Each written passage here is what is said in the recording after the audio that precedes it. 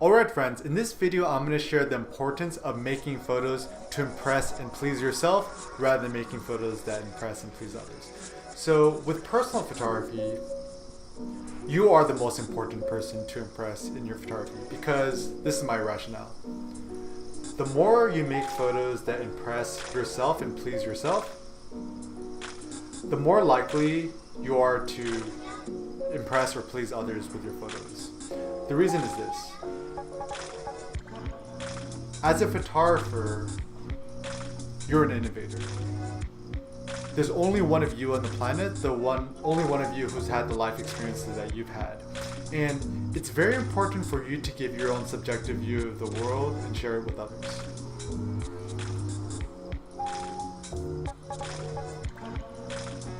Making photos that impress yourself is so important because especially in today's day with social media, we're always trying to impress other people. And what ends up happening is you crowdsource your self-esteem, is that your self-esteem as a photographer, or you feel like what your progress you're making in your photography is contingent on how many likes your photos get. So I know for myself, this actually happened a lot, is that with Facebook, Instagram, and social media,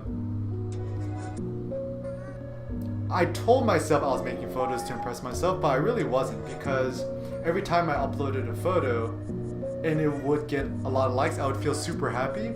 But if I uploaded a photo and it didn't get as many likes as I expected, I would actually feel a little bit disappointed. And so I started to use the amount of likes I got as a barometer to figure out how good the photo was. Rather than making the photo, letting it sit and marinate, and then revisiting the photo a week or a month later, and then looking at it and thinking, what do I think about the photograph? And I would actually recommend, before you share a photo with anybody else, look at your own photo and just kind of meditate to yourself.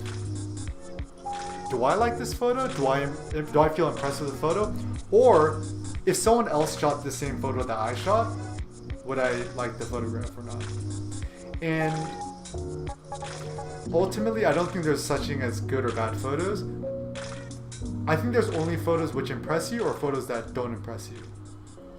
Make photos that excite you, make photos that you think are good, and make photos that you just like to look at. So one thing I like to do is I keep all my photos synced in Dropbox, and every once in a while I just look through my old photographs from several years ago, and I like to look at a lot of my old photos. And the reason why this is also so beneficial is that getting famous as a photographer, a lot of it is just kind of luck and opportunity, and not all of us have this opportunity. So imagine yourself 90 years old on your deathbed looking back at your life as a photographer.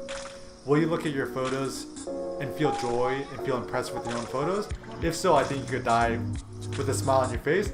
And I think the more authentic your photos are, the more unique they'll be, and the more likely maybe during your life or after your life that they could continue to resonate with others.